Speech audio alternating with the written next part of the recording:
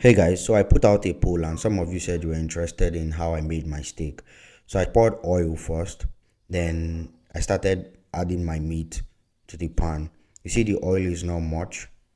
Also, the meat you see has been marinated pretty much. I just salted them, the back and front of the meat, and I put them in the fridge for over an hour, right? Some people leave it in the fridge like an entire day, but you need the salt to enter the meat very well. So that's what I did. So the meat is already salted and left in the fridge for hours. Now, the next part is important. I added unsalted butter.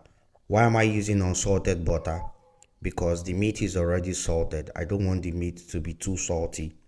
Now you can use margarine or normal cooking butter, but that one is salted. So just make sure that it's not too much salt on the meat already. And then this is garlic, ginger, um, spice pretty much. Some people use raw garlic and raw ginger for this, but I didn't have raw ginger garlic spice, so I used the sachet one. So I pretty much let it fry until I was very sure that it had fried very well. Kind of like get this brown feel, and the meat also starts to smell good, and then you can pretty much remove it. So that's pretty much how I made my steak. Then I think I added another batch again. Oh, I was tasting it here because I wanted to see what it's going to taste like. It tasted good, so I pretty much turned up the heat, continue the process pretty much. And yeah, that's pretty much it. Add unsalted butter. Unsalted butter is just butter that is tasteless. It doesn't have any salt taste. Sprinkled some oil there as well.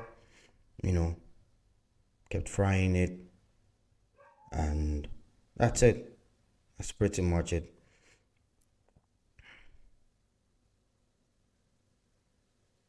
So again, salted meat. This is the fried one. This is some still frying. In terms of ingredients, it's unsalted butter, and that's it. That's pretty much it. And it tastes freaking good. It's really, really good. Like it was even dripping oil because the meat is, the meat, it's meat. It gets very oily. It was very, very good.